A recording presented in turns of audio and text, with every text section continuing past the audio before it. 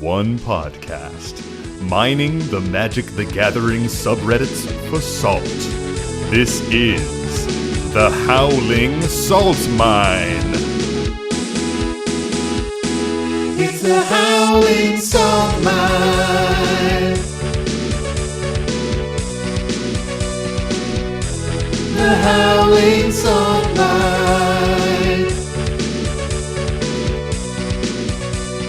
Well, welcome back, everybody, to another episode of the Howling Salt Mine podcast, the podcast where we delve into those salty mines of the Magic the Gathering community, find the saltiest stories, those salty posts that we love to read, put them in our mine cart, and bring them up to share with you, our dear prospectors at home. As always, I'm your host, Sam, and I'm joined today by my two co-hosts, Mike and Tony. Say hey, guys. What up, what up, what up? What up? What is up? What's new with you guys? So, getting married, that's happening. We have decided that one of the places where we wanted to save money was invitations, right? Because like we're going to do the invitation thing. We got a quote from somebody for like $3,000. I was like, Whoa, this is insane. what? Like, I was like, this is a fucking Seriously? joke. And like, we provided the art. Like, literally.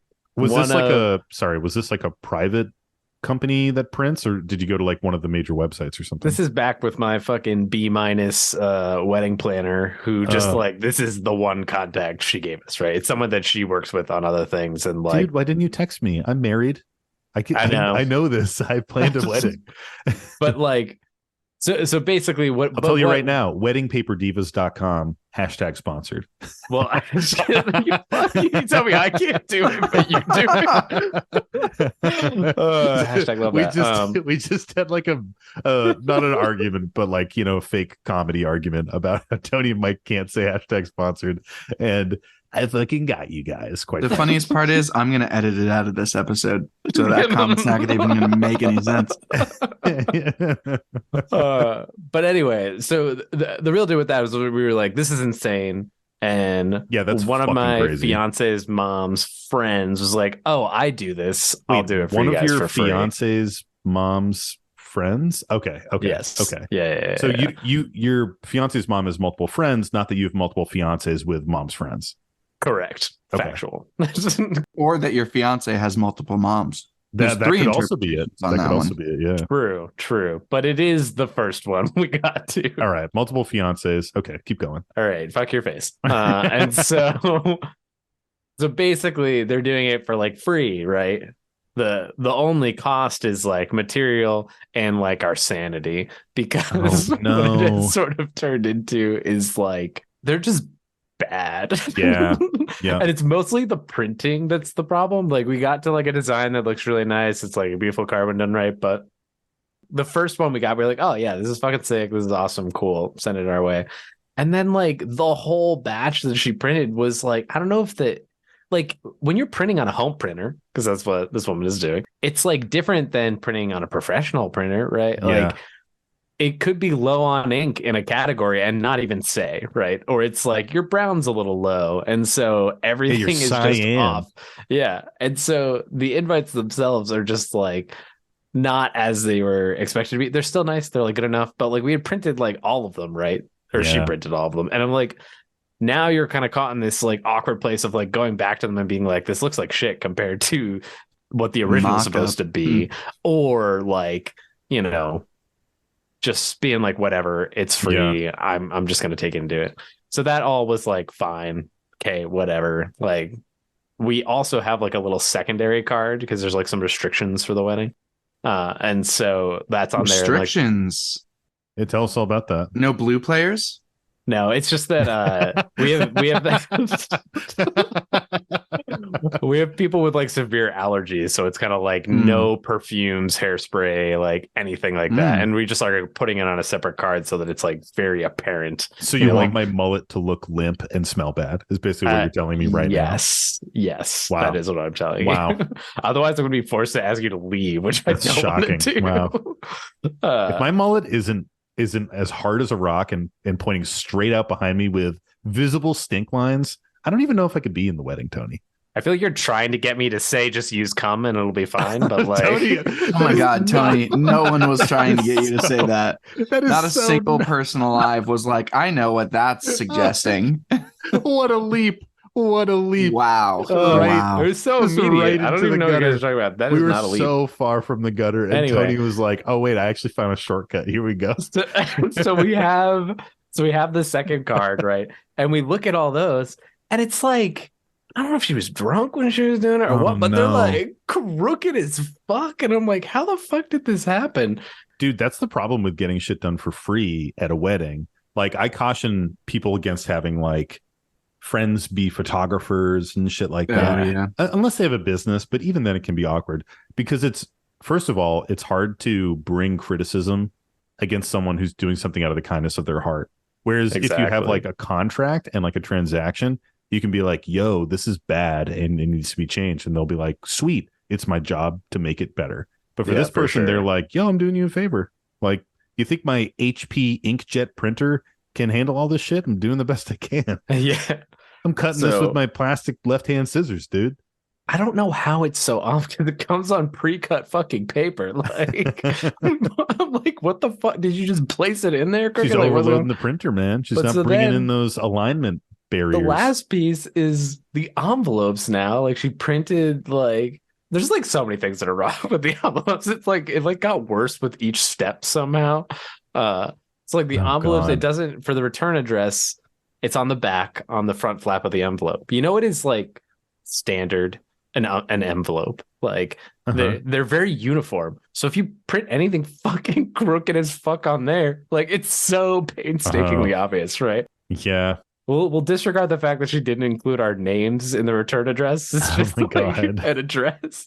But you look at them and they're just like, they're fucking all over the place, dude. And she couldn't center it in the front of the envelope, like the people's address. And so it's just like lower, but like never really center. And like some of them are like cocked. And we're just looking at a point where we're like, fuck it. Oh, dude, like, that sucks. Shipping them. It's like one of those things that Stephanie was like really excited about. That's what I felt bad about. Like, because she really liked how they were looking, and like her friend, like again, like did this beautiful art for us that's like of the barn and the building on the site. Oh, that's sweet. And we're just kind of stuck here not knowing what to say. Dude, like, could you shift and go to weddingpaperdivas.com #sponsored? I was going to keep making that joke the whole time. Truthfully, I'm not sponsored, but that is a great website. We've used it for a bunch of shit, and it's really, really awesome. Interesting. I think for our wedding, Caroline hand wrote all the envelopes. If I did that, people wouldn't have been able to read it.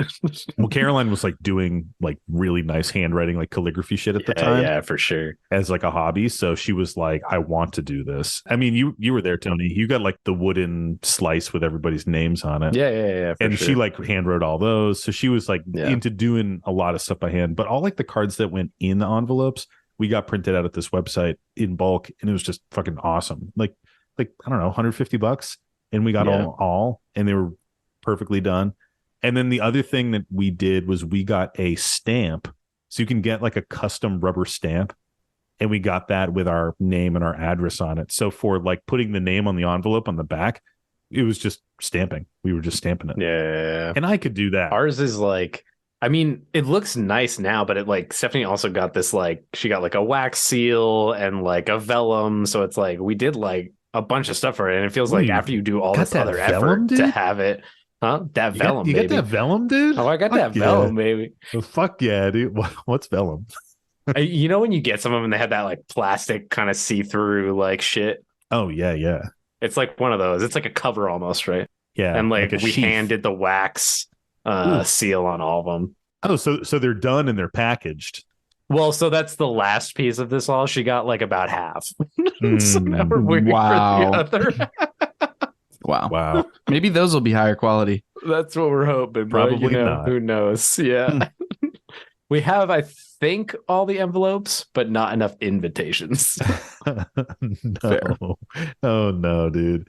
Like we printed out, I think it was like the menus or something for our wedding on our inkjet printer, and it just fucking killed it. Like it literally killed the printer. It never printed again after that. The last 2 that came out were like so bad.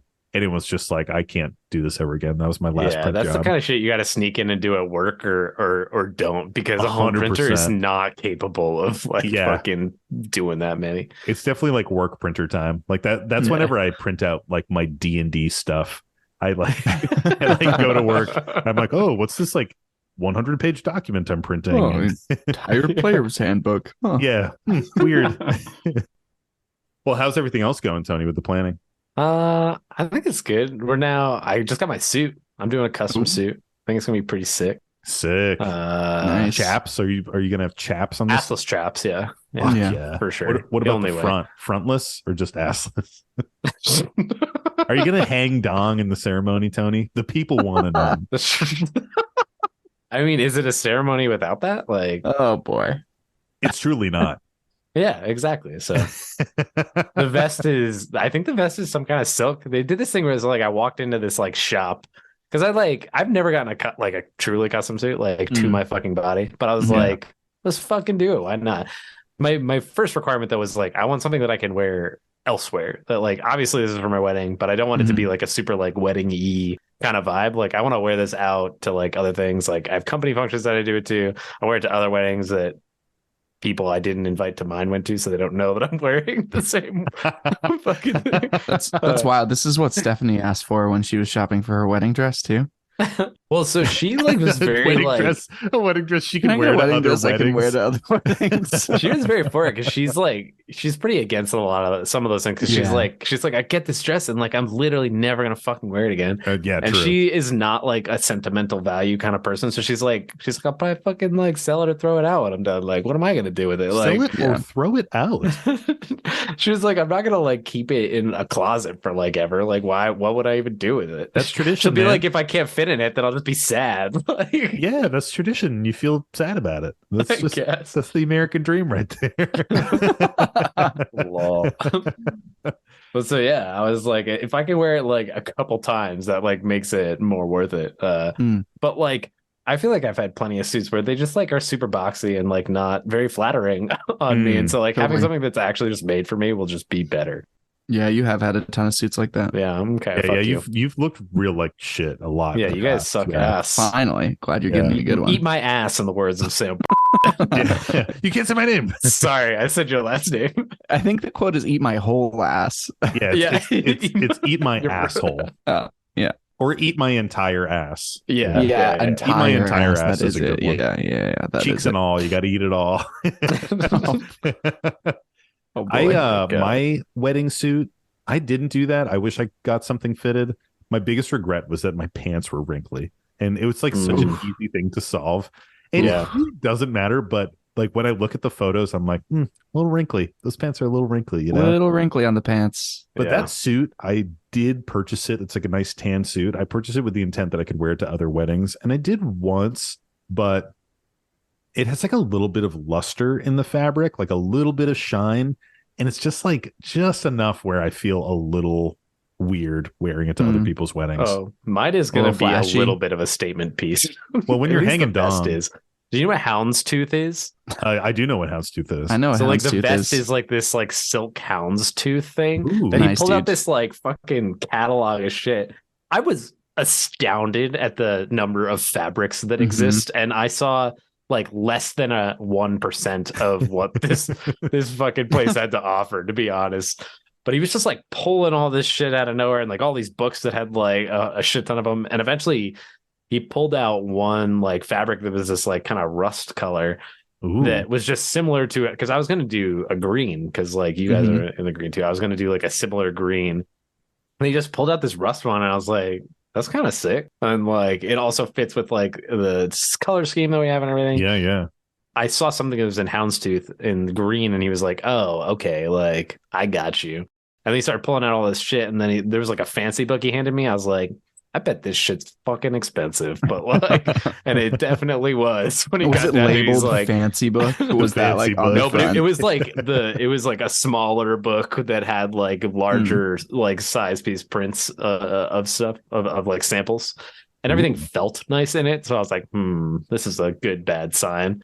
It was like a pretty penny for sure, but it'll be #worth it, hopefully. That's sick, man. It's cool that you mentioned that because I'm also choosing to do a custom suit for your wedding. Oh, it's actually houndstooth burlap. It's going to be a little rustic, a little rough. There might be some chafing on the dance floor, but I think it's going to look really nice. Nice. And you're definitely going to win the potato sack race. Oh yeah, you can for just sure. come as you are. Oh yeah, well, there's going to be some potatoes rolling around in my burlap suit. What does that mean? What am I saying? You know what else might be rolling around in no, This can't be a couple of grains of salt. That can't be it, Mike. Well, too bad. let's fucking get away from here and get into the actual Howling Salt Mine proper. The meat and potatoes. We've been in the preamble atrium, let's get into the fucking foyer or whatever. Foyer. Yeah, let's get in that foyer. That foyer. That foyer. Let's get into it, guys. Let's finally break away from the intro and talk about some salt. Am I right? Let's do it. But Sam, what's salt? Salt is it was good. You weren't even gonna give me any credit for sorry. it. That's fucked up. Great question, Tony. Good job. I just missed my line, dude. I just missed my line, man. I'm sorry. Salt is frustration in the game. Pretty much anything that can get you a little bit frustrated in Magic the Gathering is just a little grain of salt. Sometimes it's as small as maybe your commander gets removed. Maybe somebody just gets like that nut hand and they crush the table a little bit too quickly. And, it's kind of frustrating. You wanted more of a balanced battle. Maybe it's big salt. Maybe someone's hitting you with a Thassa's Oracle Demonic Consultation win and you thought it was a precon game. Maybe somebody's just totally outclassing you. Their deck is just, it's the Yasharn to your Aristocrats deck. And you are just frustrated because it's a non-game for you. Salt can be a lot of different things. Salt can also be somebody at the table with a bad vibe, a bad attitude, a bad smell. At some LGSs, maybe. And we talk about salt because really this is an educational podcast that I think we're realizing this more and more. And we're just passing wisdom on, and we want to learn about salt so we become less salty in our future games. Slay. Thank you. I will. And I am. Well, let's fucking do it. Hey, you guys ready? Let's hit the first one here. So our first story comes to us from our Gmail. This is a Gmail submission, and it comes to us from our buddy John. Thanks, John. And the post is titled Salt That Matures Over Time. And the story goes, Hi, Howling Salt Mine. I've recently started listening to your podcast and have quickly become a big fan. I thoroughly enjoy your banter, storytelling, and analysis on my commute to work. It's awesome the way you balance chilled discussion with sharing knowledge and experience. Wow. And vile humor. Yeah. It's missing in there, I was going to say, where's the nussy or nutting joke? Like, okay. Oh, boy. Mike just references it, and then Tony's like, I'll just say it. I have a salty story and thought you might be interested because it's multi-layered. Ooh, like Shrek. Shrek lovers at home. Get that, yeah. Was that your Shrek, Tony? Say that again. No, I just said it weird. It wasn't me trying to be Shrek. I don't know. I don't really. It was like a weird cross of like Forrest Gump and Onion. I don't know why. It wasn't good, Forrest Gump, but Anyway, I thought it was good. Thanks. I felt moderately salty at the time, but the experience becomes even more sodium infused when I look back on it with the benefit of hindsight. About 5 years ago, when I was new to EDH, I went along to an LGS for a Tuesday night Magic session for the first time, paid entry, bringing along my extremely suboptimal Edric Spymaster deck. No extra turns, fast mana, or counterspell cards. The main win con was Day of Dragons. I played one game with a friendly and accommodating pod, who played lower powered decks after quizzing me about my deck list and were patient as I frequently misunderstood rules. Unfortunately, the group had to leave after one game, so I joined the only other open table. The new pod consisted of an employee at the store, his friend, and a guy in his 60s who turned out to be visiting from another country. Wow. At the time, I found the second game strange and a bit frustrating because the store owner wanted to play Two-Headed Giant with him and his friend versus myself and the older guy. There is no discussion of deck lists or power levels, which my previous pod had told me was a core part of EDH setup. Accurate. While the older guy and myself had a good discussion in between turns, the store owner didn't really communicate with either of us. The game was over in less than half an hour, with the employee and his friend winning via an infinite combo. At the time, I attributed the negative experience to a misunderstanding, or maybe just a personal dislike of the 2v2 experience. Looking back, however, with the benefit of more knowledge about the format and meta, the salt levels increased markedly. This is because my teammate was playing Gyra Master Polymorphist, focused on novelty ETBs. He introduced it prior to the start of the game as the deck I play with my daughter to teach her the rules. Oh, that's sweet. The employee and his friend were playing Tassiger and Gitrog, both heavily optimized. I was targeted by the Tassiger trigger every turn, and when I asked what I was meant to do in response, their answer was, it doesn't really matter, just pick something at random. Oh, that's shitty. That's yeah. Yeah, that's wrong. That's how you can treat your Winota triggers too whenever you want. Like just pick something. It doesn't matter. Pick something.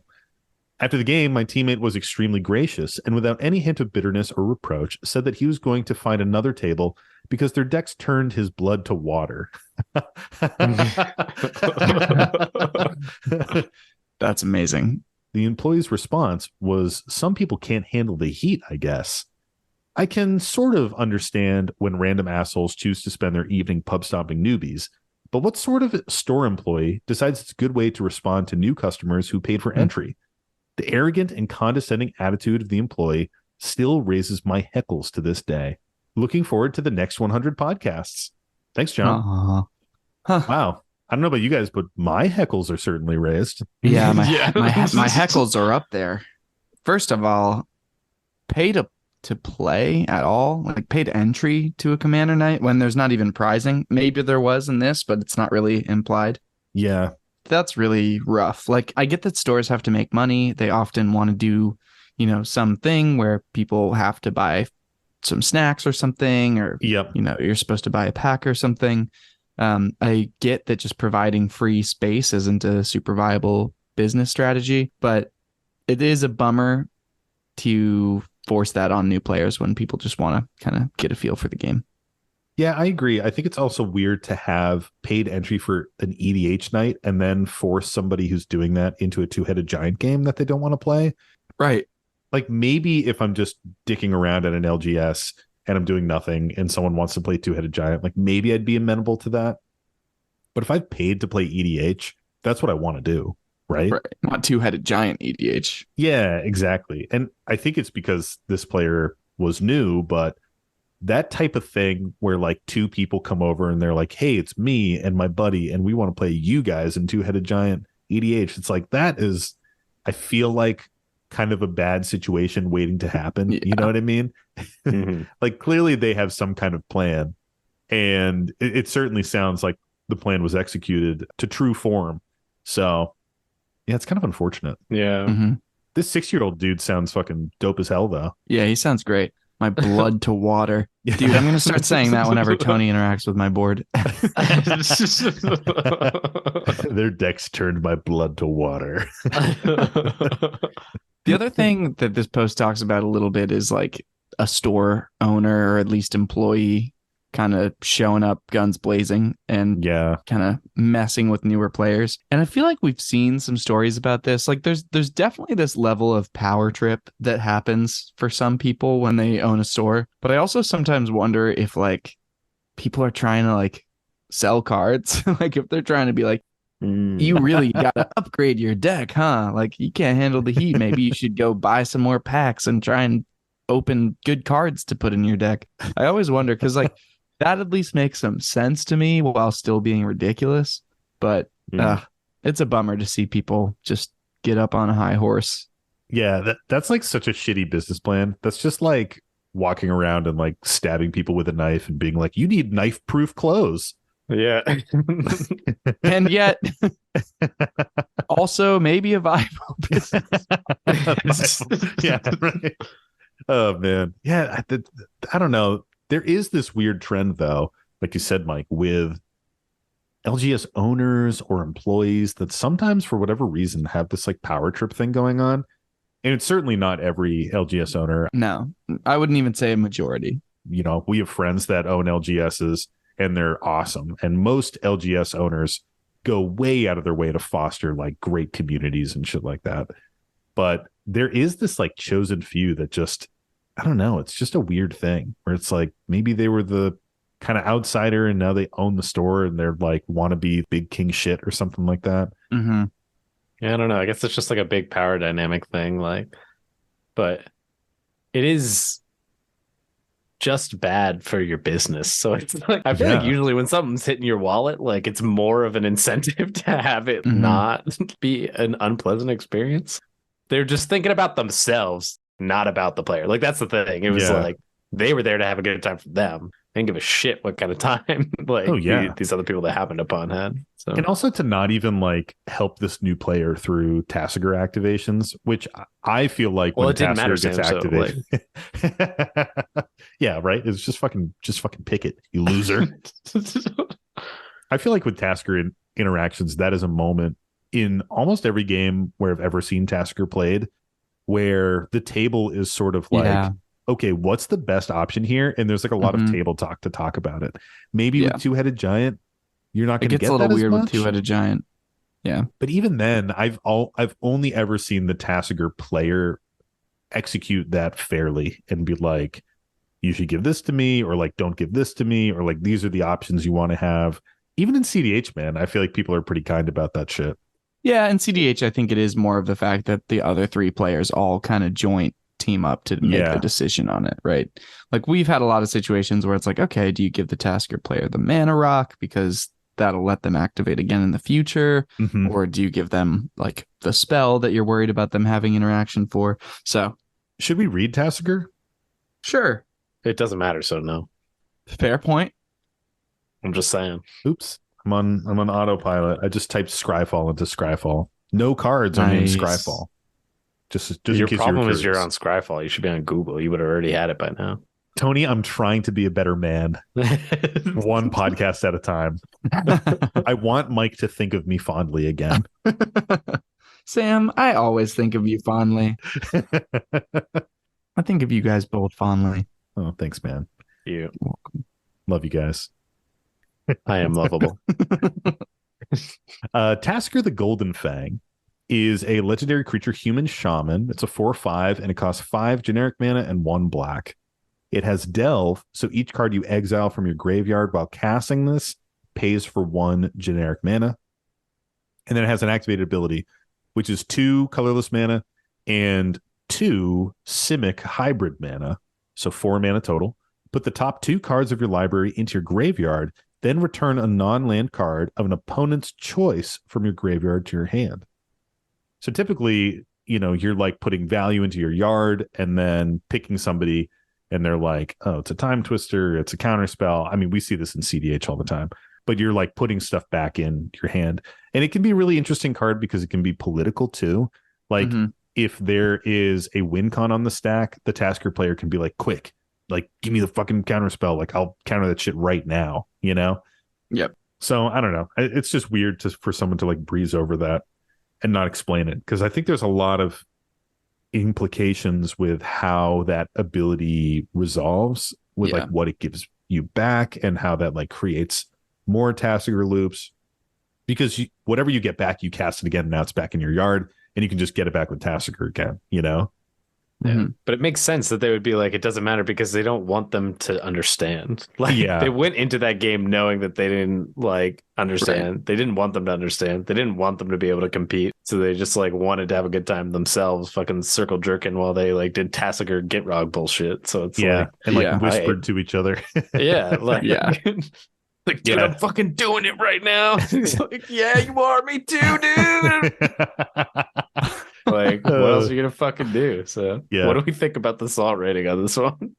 It's high, man. It's like you said, Tony. These two people are going out of their way to be jerks. Like they are specifically making it an unpleasant gaming experience. And for one of them to be an LGS store employee, that's like such sacrilege to me. I feel like an LGS employee needs to always be fostering a healthy store environment. Mm-hmm. And I don't think that's like a crazy thing to say. I think most people who own LGSs or work at them would agree that is like your goal. Yep. Yeah, feels like the bottom floor of like what you should be trying to accomplish, you know? Totally.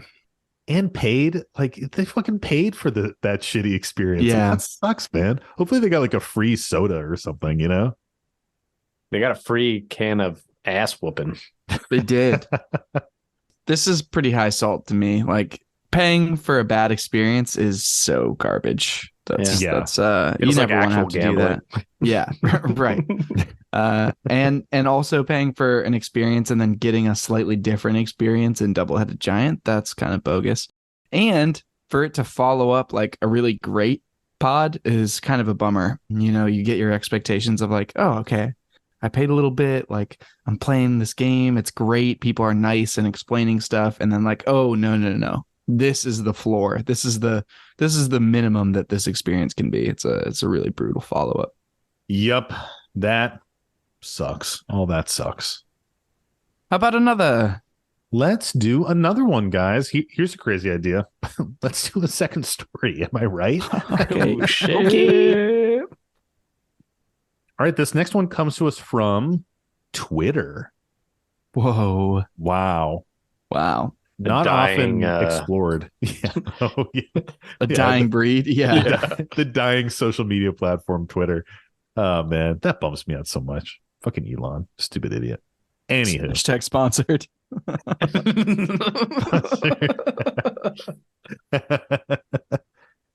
So this one comes to us from Twitter, and this comes to us from Trapixium.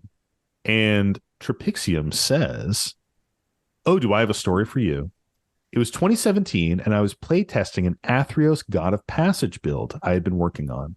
In the 99, I slotted in one Sorin Markov, since I already ran Zulaport Cutthroat and Blood Artist. It was designed as a sacrifice deck. My partner, best friend Maxie, and I set off for LGS and found a fourth for a pod. I cannot for the life of me remember his face or name, but during the game, I played the Sorin and used his -2 to set his life total to 10. In response, he scooped, in what began I can only describe as abject frustration with the situation. He scooped up his decks and Matt, put them in his bag, all the while getting as close to shouting as he could, because if he shouted, he more than likely would have been thrown out, and stated, 'It is such a shame players like you, who take this game too seriously, play casual formats like these. Shame on you. Don't ever ask me for another game ever.' And and he walked out of the store, attempting to slam the door behind him. I never saw him again." Does that Sorin ult, or not ult, but like do that bring somebody's life total to 10 when it hits the table? Or do you need to like gain loyalty? Yeah. It's not an ulti, it's just a down tick. So Gotcha. let me read Fucking Sorin hilarious. real quick. So Sorin Markov, like we said, from Magic 2012 and Zendikar, looks like, is a Planeswalker Sorin. It costs 3 and 3 black. Starting loyalty is 4. It has a +2 ability. Sorin Markov deals 2 damage to target creature or player, and you gain 2 life. A -3, target opponent's life total becomes 10, and a -7, you control target player during that player's next turn. Amazing. Yeah, what a good card. If I played this card and put anyone in our typical pod to 10, people would be flipping out. I'd be really mad. 100%. 100%. It's a lot like Tree of Perdition, except it's faster, you know? Yeah. Tree of Perdition, at least there's this slow turn rotation. And that's 13, so that's manageable, you know, it's fine. Yeah, there's no point to respond is the thing. Like the way priority works with Planeswalkers is you cast the Planeswalker and then you can use one of their abilities and it goes on the stack, and that's when priority gets passed. There's no like point, and you know, unless you do some other shit. You could like deflecting swat it or something, but yeah. Like you can mess with the ability once it's on the stack, but like usually it just hits. And even if someone wants to like pop Sorin with a lightning bolt or something, Like, it's like, well, whatever. You're still going to be at 10. Yeah. This is an interesting one because I think that this effect is salty. Like you said, Tony, if you did this to one of us, I'd be like, well, fuck you. I'm going to fucking target you for the rest of the game. Mm-hmm. But I wouldn't scoop up my shit. And I wouldn't be like, slander their name. Shame on you. Actually, how dare you? Shame on you. Shame, shame, shame. You should feel ashamed. How dare you play this format? It's a real shame that people like you come to a casual format with fucking CDH sword markup. I feel like I need that sword in my new deck. Yeah, probably. It's a funny card because it's definitely kind of broken in the format. You know, we've talked about like cards that aren't designed for Commander. This is like deeply in there, right? Where, you know, normally this reads opponent loses half their life. Yep. Like that's kind of the worst case. But in this, it's way worse than that. But at the same time, this is such like it's 6 mana. It's this big chunky spell.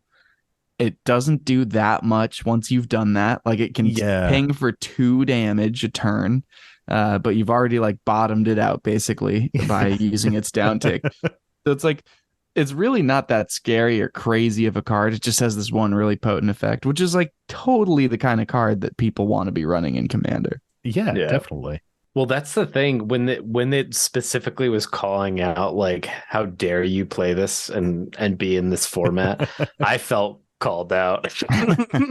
Because I was like, I'd love to run this. Yeah, you said that a bunch since we started this one. I think you said that like 2 or 3 times. This is one of the cards specifically that, as some of my friends from my hometown were getting back into Magic recently, one of them got this used against them and was like, that's fucking ridiculous. I'm attacking you every turn, every game that I know you're playing this deck. I think that specifically, you know, lots of times we kind of joke about and sometimes more seriously talk about like the extra text on a card, like the social text on a card. I don't think we've ever like put a name to it, but for some cards, there's a social text on it. And this card says target opponent's life total becomes 10. Goad that opponent for the rest of the game. Yeah. Like you are not even goad because they have to attack you. It's not goad. It's like that opponent is attacking you for the rest of the game. Yeah, you're just forcing them to attack you for the rest of the game. Like that kind of shit, when you think about it in those terms, it's not really worth it to cast those spells. You know what I mean? Like, yes, Sorin is really cool. Yes, that's a wicked powerful effect to shave, you know, potentially 30 life off of someone. Or if they're in a life gain deck, 30,000 life off of somebody. Yeah, like it could be crazy, you know? But at the same time, you are making an enemy for the rest of the game. You know what I mean? Mm-hmm. That's why you have to run it with wound reflection. Yeah. Or with a deck where you just like are like getting in unblockable and probably can just kill them in like 1. Bad news, guys. There is a borderless version, but it's only foil, so I'm probably not going to get it as a result. God. Good. Yeah, I mean, I think it is something that, like, if you can finish someone off really quickly afterwards, that makes sense. But I don't know. Like, the effects like this, I try not to play them because it is so tilting. Yeah. It's not that I think the effect is unfair, but the social repercussions in a game of 4 where you single out one person and you're like, fuck you, I'm going to bring you to, like, the brink of death, but I can't actually kill you. They're just going to be like, sick. I know, like, my game plan is set. I know what I need to do now, and it's fuck with your shit. Yeah. There is this interesting element of this story where you have 2 other friends. So there's 3 of you, and you're sitting down to play a game of Commander. And guess who gets hit with the Sorin activation? Yeah, that's true. That's definitely true. You know, so like I can totally give, you know, a bit of grace to this player that got really upset by this, because if you're already feeling like, okay, I got asked to join this group of 3, like I'm kind of already the odd man out, and then you sit down, one of the first, not necessarily first things, but an early thing that happens to you is you get completely chunked by like a targeted effect like this. that would be like, why? I kind of get the point of like, don't ask me to play with you if you're just gonna do that right away, you know? It's so funny because I feel like if the 3 of us were to sit down with a random person, we would be targeting each other with that effect. Oh, 100%. There's no 100%. chance that the random person would get hit by that. Like it is not in any of our blood to be like, hey, how about us friends team up on the odd man out? Not that that's what's happening in the story, but just to like extrapolate that out, like the three of us would never. I would 100% shoot everything at Tony way before I thought of anyone else. I think the interesting thing with this type of effect too is like, especially when you're playing amongst friends, there's also this interesting dynamic where like the other two aren't really incentivized to remove the player because now they're solely going to focus on you, right? Yeah. So it's like, I feel like we've done things like this where sometimes like the person does get taken out like quickly, but sometimes they're just left, and it's like we were already touching to, but it's like so much worse for you because it's like the other two people basically got a free like a freebie like for the rest of the game they're no longer going to be touched. Player. The other two get to just like laugh about it and are like so happy you did it. Like they're definitely like egging the person on the whole way. Like I love when these kinds of things happen. I hate when they happen to me. Like, obviously, I'm real salty when they happen to me, but I just think they're like this to me is almost what Commander is about. Totally, like this kind of stuff. Yeah, it's this really like game warping effect, and I feel like that's the thing. Like, some people show up to play Commander looking for weird, big warping effects to happen.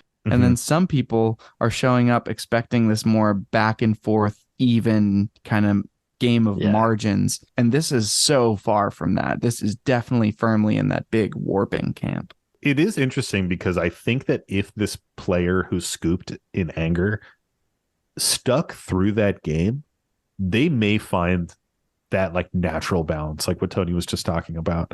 Not only is that player who got Sorin going to be like laser focused on OP here, but also the other two players probably aren't going to consider them an enemy. And also that person is probably in last now. You know what I mean? Like sometimes the person who has the lowest HP just kind of gets a pass because it's like, well, I don't want to knock that person out just yet. Or like they've already been messed with a bunch. Now, like, you know, the people who don't have 10 life are much scarier and I need to push my value onto them. It doesn't make sense for me to knock someone out. So I do think that, like you guys are saying, this kind of splashy effect in a game of EDH there is some amount of like natural leveling to the process where it's going to balance itself out a little bit with like the table dynamics. I wish this player stuck it out. I mean, I get being salty at this. I think it's a salty effect. But at the same time, like raging like that and shaming someone is just like that line, man. That line just gets me where they're like, shame on you. if someone ever scoops from a game with me and they're just like, shame on you, like, oh my God, that cuts me deep, dude. Yeah. What do we think about the salt rating here? It's high. I think it's like just shy over a half shaker for me. I think the salt is warranted to some extent. I think it's just a little bit too far beyond where it should have been. And, you know, this person was definitely like bristling with anger and rage, but just with what they said, where they were like, shame on you. And just like, I don't know, it's just like like a disappointed parent, like scolding a child or something that is just so funny to me with how they reacted. It would have been way saltier if they were just like, fuck you and go to hell. But they were like, shame on you and don't ever ask me for another game. I feel like I understand their salt. They went a little overboard. I definitely would have been salty, but I also like doing this.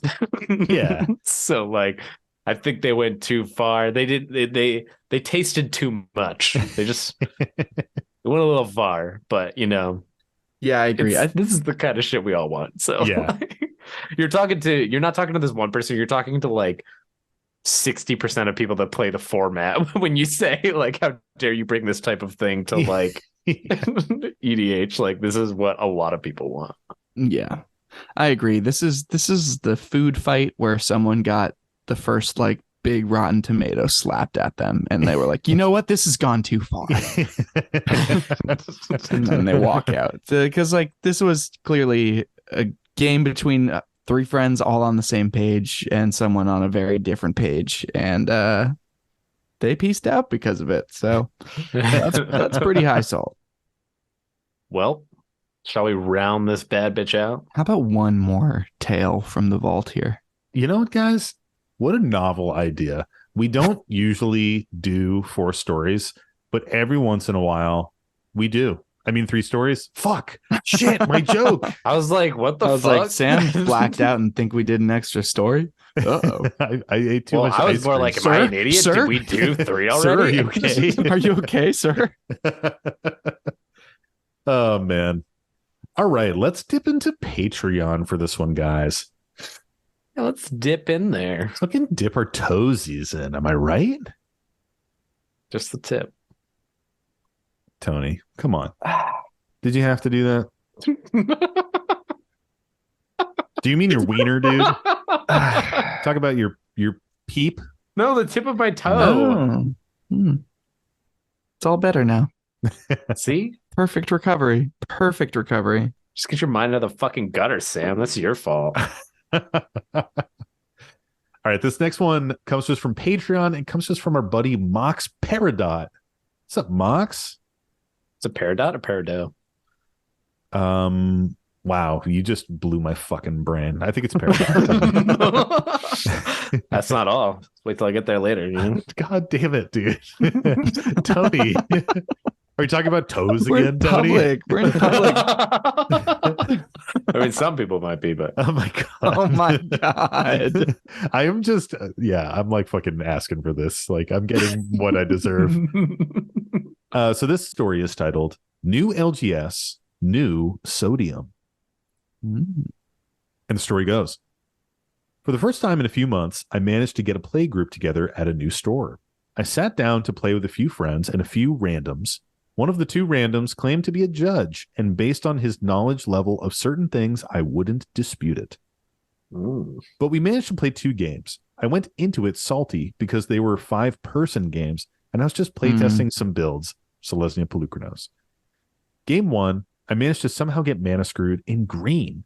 The judge, in quotes, mind you. That's in fucking quotes, everybody. Damn. Called out. oh shit. That means they consider them potentially not a judge. We'll see. The judge was playing mono white life game. Other random brought a Simic value engine to the table and dominated up to the point he attempted to win on another person's turn and didn't keep track of his supposed infinite mana draw deck that resulted in only 18 mana and 14 cards drawn when he had proclaimed he wins, and I asked him to play it out. Oh my god. He lost, and the player's turn he interrupted ended up winning. Game 2, I played Kibo, the little cute banana monkey. Early on, a friend asked me to not attack them, one of 2 targets, and the other being the Simic Value Engine boy. The judge interjected and started saying he didn't allow table deals. So I elected to attack the Simic Value Engine with Kibo and cast Declare Dominance to wipe the Simic Value player's board of a Mana Rock, their commander, and 2 other small creatures. Dominance declared. Yeah. The game went on for a while, with the judge taking back a few plays, one being the reanimating of Sarah Ascendant, only to remember he was sub 30 life, while it was the next player's turn, in which he swapped it with his Pearl Medallion. I explained that was sort of rude to just one turn later decide that he can't do that, and it was valid to assume he was trying to get back to 30. It's a classic case of someone claiming to be a judge outright, trying to create rules, no table deals, while shirking them for themselves. Needless to say, I won't be offering to play with the judge and his friends ever again, but man, I was starting to feel the salt with the takebacks and telling people they can't politic. Yeah. Politics is part of the game. I can't say it enough. Politics is part of it. Yeah. Can you say it one more time? Yeah. Politics is part of the game. You know what, guys? Politics is part of it. No table deals. Sure? Fuck it. You know what? No, don't talk to each other. Sit in silence.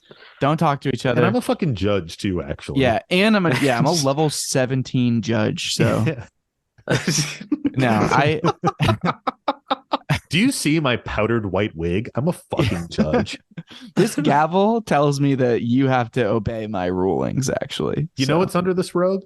Me undies. Hashtag nothing. I thought you were going to say nothing. Because then I would have believed you that you were a judge. Why? Why, Tony? experience.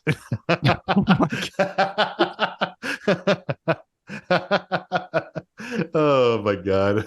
Oh boy. What's happening? This is absolute horse shit. Yep.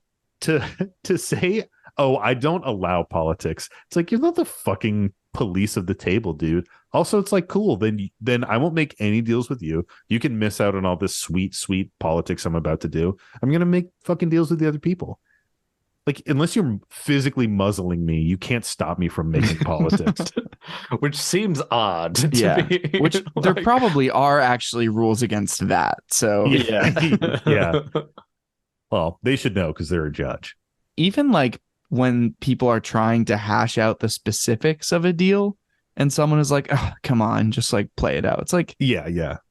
There becomes a gray area somewhere there.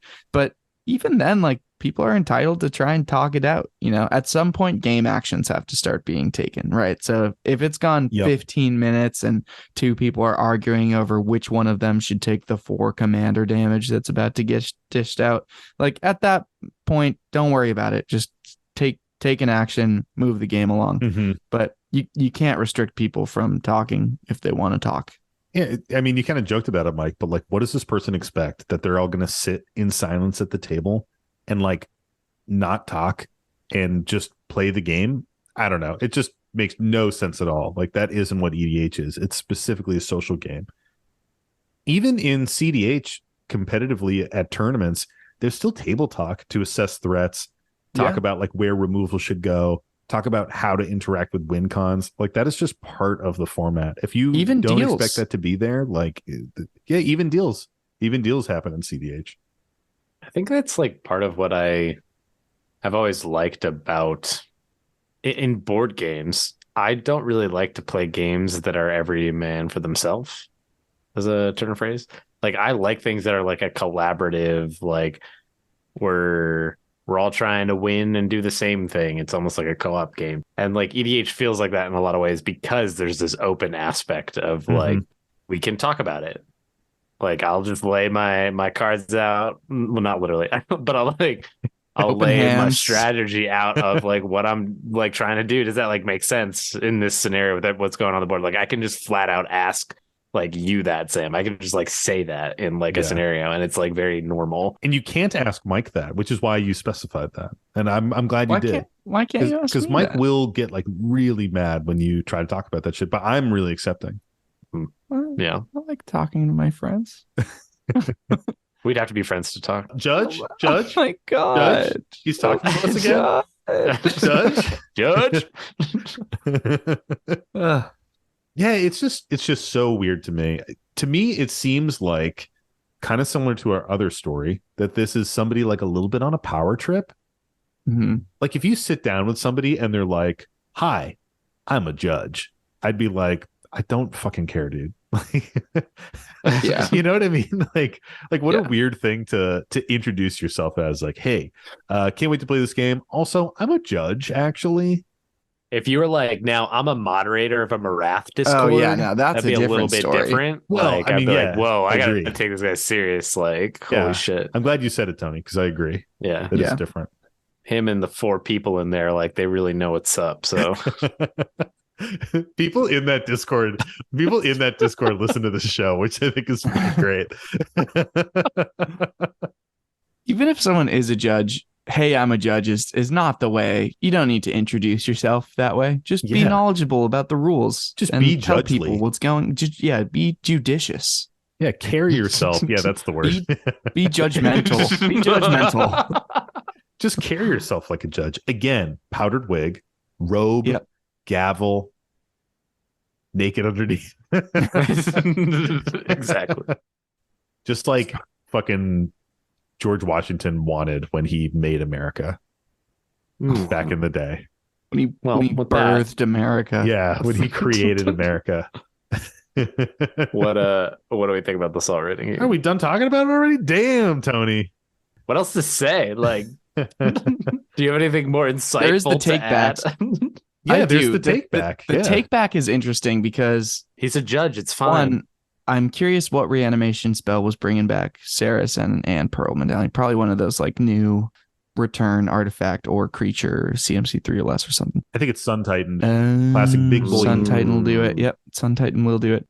But that's one of those things where I would maybe be okay with it. Like, not usually, but like if the thing has come back and not done anything on the board yet and like not been relevant, I might be like, meh, whatever. I don't care. Sure, swap it out. Especially depending on what the atmosphere is. Like if people are, doing that, if there's a lot of chat, even if someone's like, people can be kind of ditzy for a second and make a mistake like that. As long as it doesn't have a huge impact, I'm sometimes down to be okay with that. But if someone's already tried to like hold some kind of stringent standard for the game, which they kind of did by being like, no politics, it's like you've immediately lost your right then to be like, but let's be okay with this being a little fuzzy. But can I have a little grace here? Like rules for thee, but not for me is pretty BS. Yeah, I totally agree. And also, I think there's a way to ask for that type of take back that generally is gonna like get most people to be cool with it. Like I wonder about like the tone behind this, because there's a difference between being like, oh, I'm just going to swap these two. I meant to do this other thing. And being like, hey, are you guys cool that I swapped this? Like nothing's really happened yet, but I'm seeing that this card is actually better for my board state now that I look at it. And the funny thing is, in either of those cases, you can just do it. Because if someone says no, you say, well, fuck you. And then you just do it anyway. Yeah, I'm actually a judge. Well, I'm actually a judge. And the rules say I can do whatever the fuck I want. Because you just spin your gavel menacingly and you say, you still want to hold those cards with unbroken fingers? You say it's hammer time. Well, Tony, what do you think about the salt rating on this? Whoa. Nice one, Mike. You bitch. It's Mike, you got a promotion, dude. That's fucking bullshit. Whoa, Tony, Mike's a judge. How dare you talk to him like that? Dude. How dare you? Contempt. I'm holding you in contempt of court, dude. You guys are fucking bullshit. Whoa. Oh my God. Wow. Again. Bailiff. Decorum. Bailiff, please escort him out. Bailiff. I feel like I see the title now. Like the title has to say judge with an exclamation point. It can't just say judge. Quotation marks. Quotation marks. Judge in quotes. Quotation marks. Yeah, I mean, it's definitely high. This falls into the category of like nobody likes being told what to do, what they can or can't do, right? In like life, generally speaking. It's like fucking riots and sort of a shit like that. And so I would be Don't tell me how I feel. I fucking love that shit. Don't riot. Right, well, how do you fucking feel? Tony, unprepared, we're discovering. Yeah, this is high salt for me. I think whenever somebody starts to take over a game, whether it's like their personality or they're like pushing rules out on the table, and it's just kind of not the vibe, it's unpleasant. That's high salt, man. Like read the room, Like we're just trying to have a fun game. And for you to be like, oh, I don't allow that. Actually, it's like, I don't give a shit what you allow, dude. This is a 4-player game. I don't fucking care. You attack me, I'll be like, actually, I don't allow you to attack me. So pick another target. Like, what is this weird game you're playing? It's unfortunate because he probably gets away with it a bunch. Like, not everybody's going to be a strong enough personality with like a rando to be like, nah, bro, like Absolutely. I'm going to politic and I'm going to do the thing. Like, they'll just be like, okay. Well, I mean, that's like kind of the big unspoken thing here is like, it's hard to rock the boat. Especially with strangers. Like behind the microphone, it's fun to joke around and stuff. But in real life, I am more often to not get into a situation of conflict with people when I think whatever, I'll just ride it out. You know what I mean? Yeah. If someone actually said this to me at an LGS, I think I might just laugh and like continue to do the politics stuff and just not take it seriously. I think it kind of depends on like their tone and if they were like mean about it or like what the real vibe was is hard to read from just a story. Mm-hmm. People, just generally speaking, especially nerds and Magic players, don't want to get into those conflicting situations. And when someone does start to overstretch a little bit, it's weird. And you choose to not say something, and then that makes you like resentful of what's going on, Yeah. Yeah, I think the real salt here is like all the other games that have happened with this person kind of getting away with this, Yeah. Like that's kind of sad. I also overall I'm a huge stickler for rules. Like we've known that. Not a judge, wouldn't claim to be a judge, but the mechanical rules of things are really important, I find, when playing the game. It just is what allows you to continue playing things smoothly.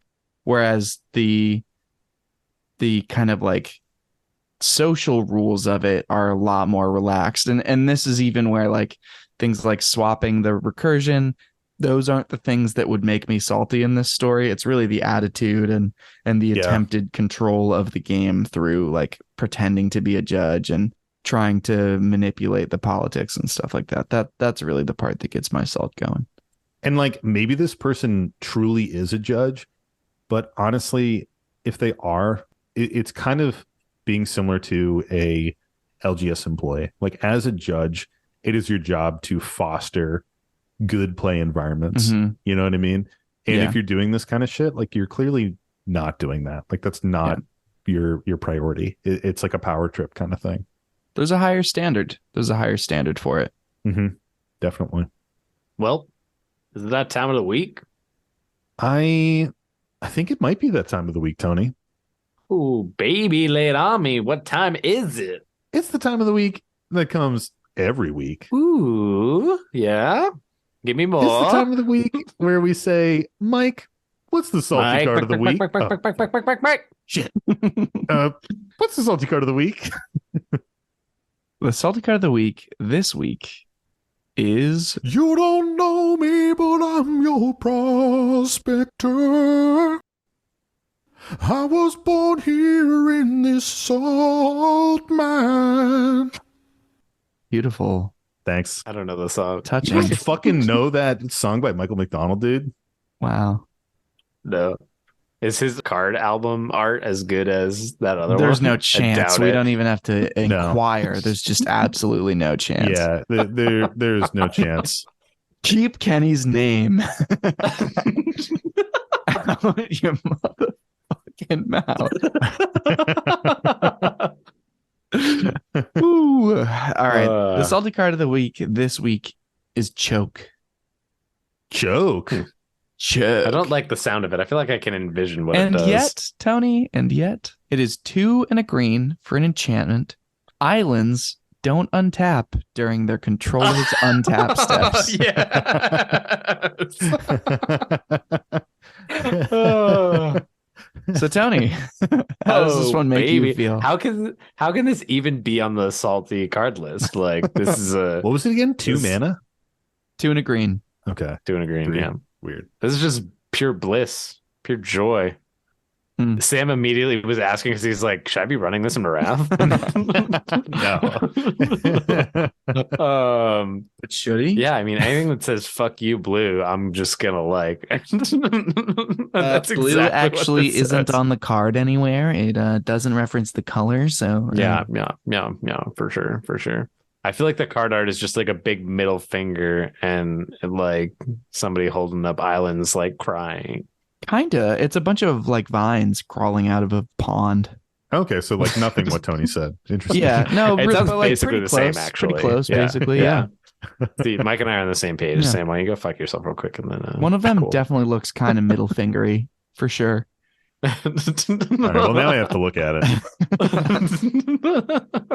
Okay, well, I'll let you choose which of those you think looks middle fingery because it may have not been as specific. I do like that it's white bordered though. That's pretty. Yeah, hot. it is white bordered. That's probably where all the salt comes from, honestly. Oh my god, this got a Monket invocation. Like, what a fucking weird card. Wait, to it print. did? I love that. Yeah, it has a Monket invocation. I have to look it up too. Tony's cheating and looking up the salt score. Don't cheat, Tony. Tony, I stop. am not. Oh, dude. I'm not a cheater. Are you going to ask me what I think? Yeah, what do you No, think? we What don't do you care. think, Sam? It's only $20. I should buy it. It's 69 cents. Oh, the invocation. Oh yeah, The yeah, the invocation. I think this is this card wouldn't make me salty because I think this card fucking sucks. Yeah. Like what a bad and narrow effect. Who's running this in anything? Yeah. Yeah, it doesn't make me People salty with at flood all. counters.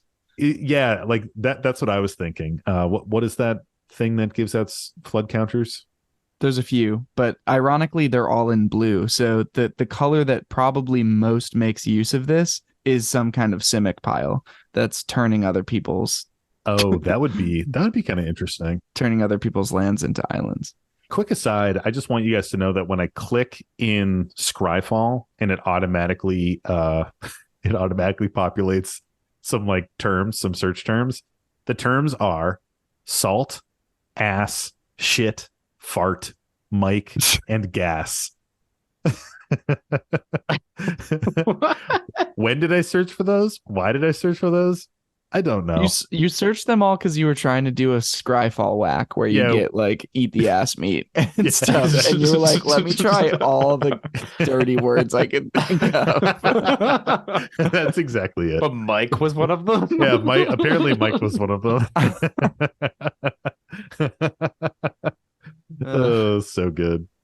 Yeah, but nice. I think this card sucks. What do you think about it, Mike? I think it's cool. Like, I already talked a little bit about the synergy that I think is possible for it. Like, you can turn other people's stuff into islands. It's kind of funny. What is that, Quicksilver Fountain? There's a lot. There's a lot. Oh, it is Quicksilver Fountain. Chaboy. Quicksilver Fountain, you can put flood counters on lands, on non-islands during each player's upkeep, and it just becomes an island. And then at the end of the turn, if all lands in play are islands, you remove all the flood counters from them. There's also like Streambed Aquitects that doesn't totally work for this because there's no round of priority before untap, but like there are some different things that allow you to make islands. Particularly like there's a lot of merfolk becomes an island. Yeah, so you can like you do enchantments to make things islands, and then you get your like island walk and stuff. Right.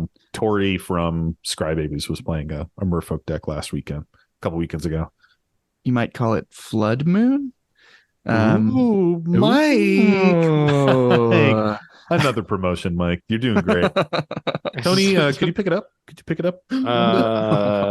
What? Tony, you said like come 2 minutes into the episode. Where does it? So. Where does this sit on the list, Mike? Where does it sit on the list? Let's move on. That is a great question. Why don't you guys take some guesses? Where do you think this falls on the list of salty cards? 78.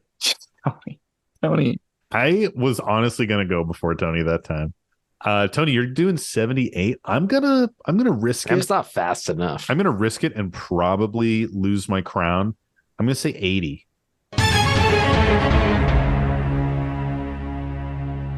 Sam's got it again, boys. Yeah. That's bullshit. This one comes in at 97. Yeah. Never an original guess from Sam in his life. Well, hey, I keep winning though. You ever consider that? Yep, he got you again. Yeah, we're rounding out some of the ends of the list here, and I think that kind of shows. Like, yeah, this is definitely more corner case, more like narrowly salt inducing. But you could also see how if this turned your deck off, if you were playing mono blue, this would really, really, really suck. So yeah, it's interesting because it like passes the smell test for a salty card. Like it fucks with land, and it's something that stops untapping, which like, you know, Winter Orb is like one of the top 3. Yeah. But it's so specific that it just lands so far down the list because like who's playing it and then who's coming up against it. And like you said, it's like that perfect storm. Someone has to be playing it and you're playing mono blue or, you know, is it or something like some kind of blue dual color. And that's probably the situation where you get the salt. But for the most part, it's like, it's just not really going to be a viable card, you know? Yeah. You need to be running it into a meta of like, you're the poor bastard not running blue. And then all of your so-called friends are just like on mono blue decks. And you're just like, you know what? I'm going to run choke. Yeah. If someone put choke in our like OG CDH pod where all of us were just playing either mono blue or like blue and one other color, like we would all just be fucked. Yeah. If Godo was green red and I could run it, then I would have crushed you guys. You know who the green red Godo is, Tony? Hans. Is it really? No, it's not. Not at there all. There is a Hans CDH deck though. No. There is there is a Hans CDH deck because of like worldly tutor type stuff. Yeah, it's super fucking weird, but there is a Hans CDH deck. Interesting. Weird. Well, that wraps it up for the salty card of the week. Well, thanks, Mike. That was a lovely salty card of the week, and thank you. And thank you. Oh, sorry. Wow. That's so demotion. I was trying to help. Were you really trying to help me, Tony? Or No, were you I wasn't. teasing I me? won't lie. And thank you to our listeners for tuning into another episode of the Howling Salt Mine podcast. If you want more Howling Salt Mine, check out our Patreon, patreon.com/Howling Salt Mine. We have monthly shows, our extra salt show. We also have the Stray Grains, which are our short form episodes, all the little tangents that get cut from the show. We're definitely going to have a bunch from this episode because the beginning was really weird and rocky. Yeah. So you can look forward to those.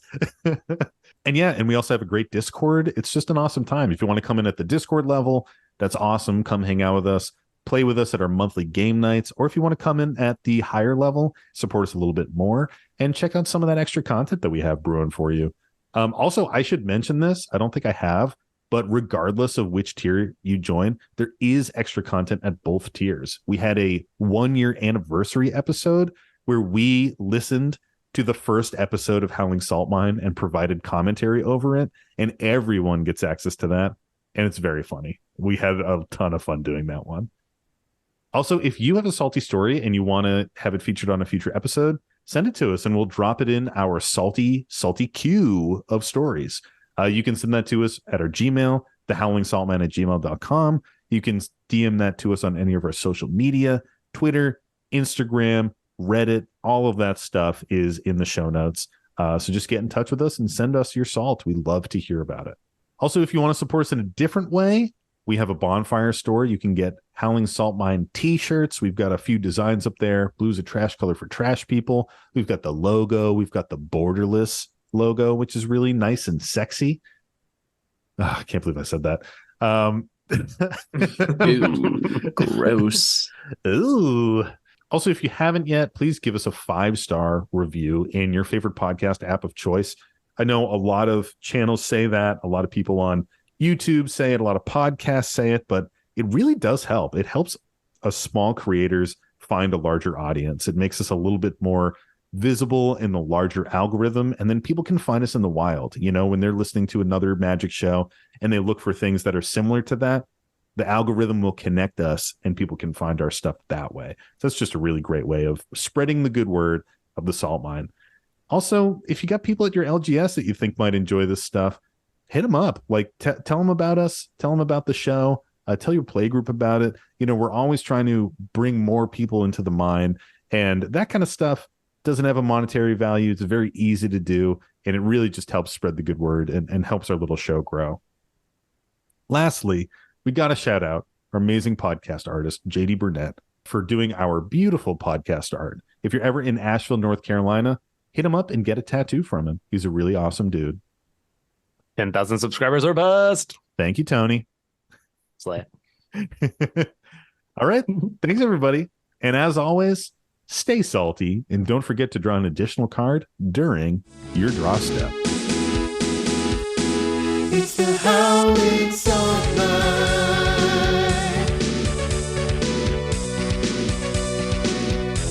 The Howling Salt Mine.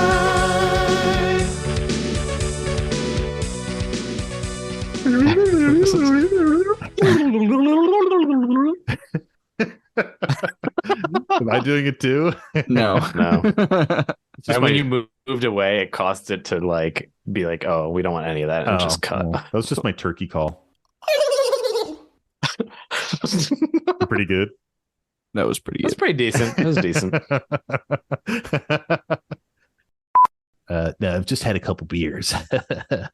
That's why I was so spicy during that preamble. Oh, you yelled at me? Yeah, when I yelled at you for your hashtag sponsored joke. Hashtag sponsored. You're gonna not be able to stop and understand now. No, I shut the door because Louise was in here. I saw her walk out. She was very cute. Yeah, she's the cutest. She was like, meow, meow, meow. That's how she be. With that exact sound effect. It's actually more like the SpongeBob like squish, squish, squish like walk sound effect. Yeah. I know what you're talking about. Yeah. That's how she be. Onions.